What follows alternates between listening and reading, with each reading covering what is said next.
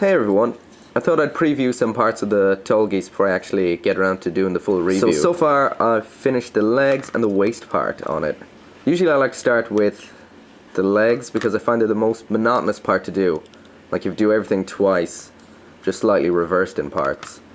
And I usually build it in a way that it can stand. So I build the legs first, then the waist, torso, arms, head. So you've got something standing there in front of you while you're building it, as opposed to like starting with the head, then the torso, and the arms, then legs, then waist, like they usually do in the manual. Kind of give the Tallgeese a little more attention than some of the other kits. Like show the build as I'm going along. Because if like me, and you're from the West, Gundam Wing would have been the first Gundam series you've ever seen, and this was, I guess, the primary antagonist suit for a large percentage of the series, and definitely one of the best characters, mobile suits, Zex Marquis, when he was using the Tallgeese, that is. So I'll just have a quick look at the parts, the legs, and the waist unit. Some of the parts I might forget when it comes to doing the actual review, so it'll be in here. I might forget to mention something or whatever. Okay, so first up, we'll just have a look at the leg. The legs are pretty basic. The armor of the legs mainly comprised of 4 massive just armor plates. It's a very basic kit.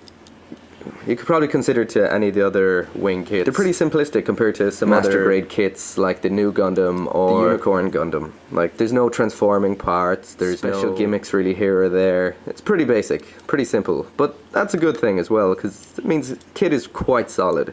I guess the major thing I'd like to point out about the leg is the knee armor here. It has a really nice gimmick when it bends, separating the armor plates like that. It looks really nice. Everything else is quite basic about the actual leg unit. Your standard twisting part here. This is going to be a problem. This little section here, it pops off really easy all the time, so that can get kind of annoying. And the foot is probably the worst master grade foot I've ever seen. This is it. That's all it does. You're gonna get no action poses, no crouching poses, nothing with this foot. It's a bit of a letdown. I guess the problem is the original design. So that's a leg, and onto the waist unit. I left this leg attached here to show that there's a peg here, and this movement here, it attaches here into the thigh area, which is really cool. So the whole thing moves with the thigh. So that's kind of interesting. It doesn't really seem to limit the movement too much. Nothing problematic yet. And these parts here, pretty simple. Again, I'll say this kit is very basic compared to a lot of new master grade releases. There's 2 hatches back here that open up. There's thrusters in there. You might be able to see it's kind of dark. They're on a ball joint. Oh, whoops. As you can see, they're attached via this ball joint here. Connects on here, so it kind of gives them a lot of rotation and movement. Quite loose. These also on a ball joint here, so they move around quite a bit. The inner frame is very basic as well.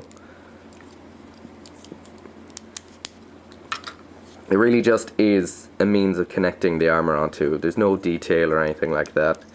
And this yellow part here, instead of just being one section, it's actually quite a bit of the inner frame.